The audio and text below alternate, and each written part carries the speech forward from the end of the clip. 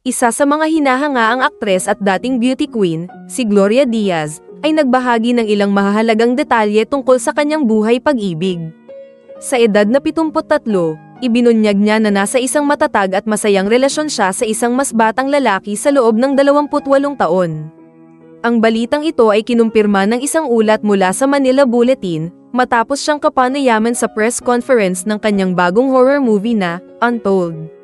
Ayon kay Gloria, ang kanyang kasalukuyang kapareha ay si Michael O.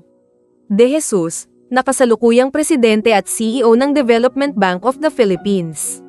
Bagamat mas bata ito ng 8 taon sa kanya, ipinahayag ni Gloria na sa paglipas ng panahon, nag-mature na rin ito at naging isang seryosong banker. He became older na rin. He became mature. He's a serious banker, ayon sa kanyang pahayag sa mga piling mamamahayag sa showbiz.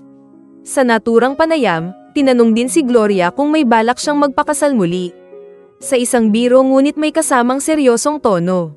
Sumagot siya ng, "Wag na. At my age, alangan naman naka-white pa akong wedding gown." Si Gloria ay magdiriwang ng kanyang ika-74 na kaarawan sa darating na ika-5 ng Abril. Siya ay dating kasal kay Gabriel Bong Daza III, isang negosyante at ama ng aktres na si Isabel Daza. Subalit, nagpa siya silang maghiwalay makalipas ang ilang taon.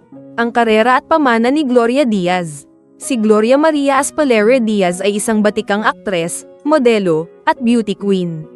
Siya ang kauna-unahang Pilipina na nakoronahan bilang Miss Universe noong 1969.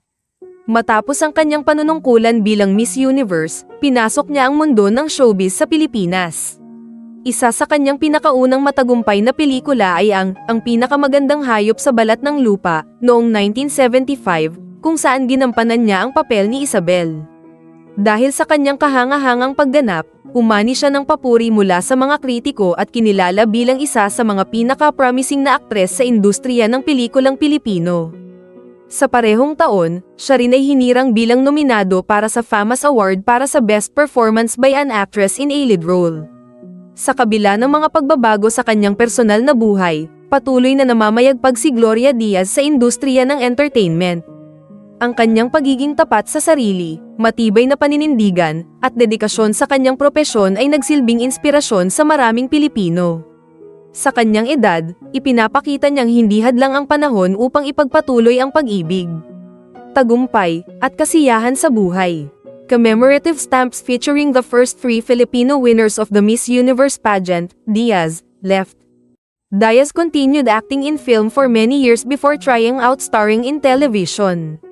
It was in 1996 when she first appeared in the drama series Ana Karenina. She garnered popularity after appearing in the sitcom Kool Ka Lang on GMA Network in 1998.